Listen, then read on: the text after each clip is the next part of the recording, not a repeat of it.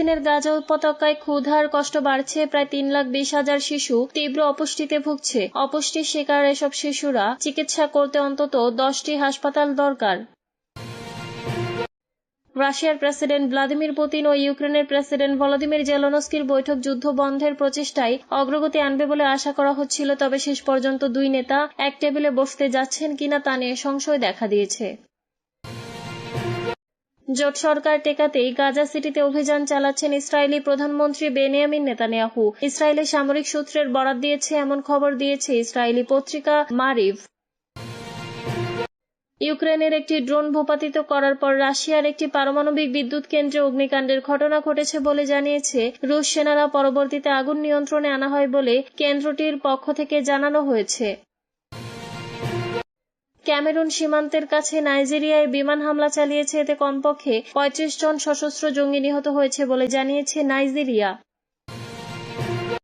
ভজকটভাবে দেশ চলছে, কেউ নিশ্চিতভাবে বলতে পারছি না কে দেশ চালাচ্ছে, বলেছেন জাতীয় পার্টির একাংশের চেয়ারম্যান গোলাম মোহাম্মদ কাদের।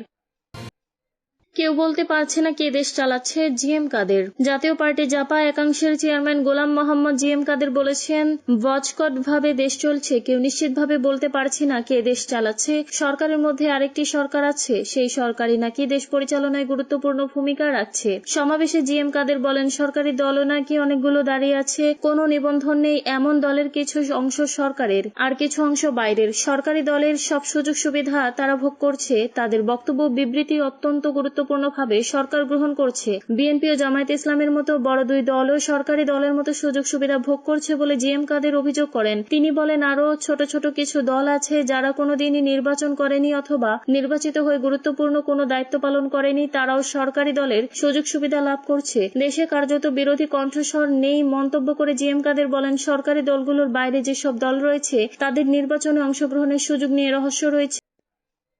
যুদ্ধ থামাতে পুতিন জেলেনস্কি বৈঠকের আশা কমছে। রাশিয়ার প্রেসিডেন্ট ভ্লাদিমির পুতিন ও ইউক্রেনের প্রেসিডেন্ট ভলোদিমির জেলেনস্কির বৈঠকে যুদ্ধ বন্ধের প্রচেষ্টায় অগ্রগতি আনবে বলে আশা করা হচ্ছিল। মার্কিন প্রেসিডেন্ট ডোনাল্ড ট্রাম্প নিজে এই বৈঠকে আয়োজনের কথা বলেছিলেন, তবে এমন কোনো বৈঠকের বিষয় নাকচ করে দিয়েছে মস্কো। ফলে আদৌ শেষ পর্যন্ত দুই নেতা এক টেবিলে বসতে যাচ্ছেন কিনা তা নিয়ে সংশয় দেখা দিয়েছে। গত জানুয়ারিতে ক্ষমতায় বসার পর থেকেই রাশিয়া ইউক্রেন যুদ্ধ থামাতে তৎপর হয়ে উঠেছেন ট্রাম্প। এরই ধারাবাহিকতায় গত 15 আগস্ট আলাস্কায় পুতিনের সঙ্গে বৈঠক করেন তিনি। এরপর 18 আগস্ট জেলেনস্কি ও ইউরোপীয় নেতাদের নিয়ে হোয়াইট হাউসে বসেন মার্কিন প্রেসিডেন্ট। সেদিনই ট্রাম্প রাশিয়া ও ইউক্রেনের প্রেসিডেন্টের মধ্যে বৈঠক আয়োজনের ঘোষণা দেন। ট্রাম্পের ওই বক্তব্যের পর পুতিনের সঙ্গে বসার আগ্রহ দেখিয়েছিলেন জেলেনস্কি, তবে ক্রেমলিনের পক্ষ থেকে এটা নিয়ে খোলাসা করে কিছু বলা হয়নি। এরই মধ্যে গতকাল শুক্রবার মার্কিন সংবাদ মাধ্যম এনবিসির মিট দ্য প্রেস উইথ ক্রিস্টেন ওয়াকার অনুষ্ঠানে সাক্ষাৎকার দেন রাশিয়ার পররাষ্ট্রমন্ত্রী সের্গেই ল্যাভরভ। সেখানে বৈঠক নিয়ে যে আশার আলো দেখা দিয়েছিল তাতে পানি ঢেলে দিয়েছেন তিনি।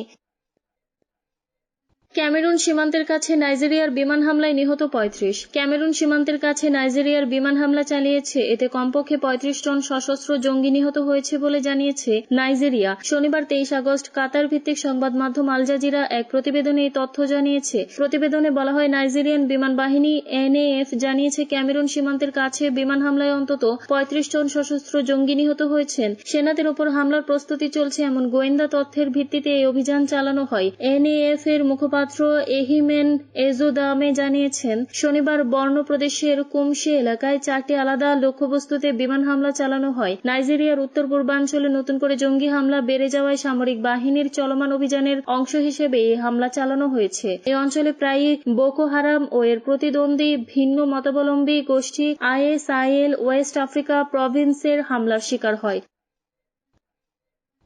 সরকার টেকাতে গাজায় অভিযান চালাচ্ছেন নেতানিয়াহু।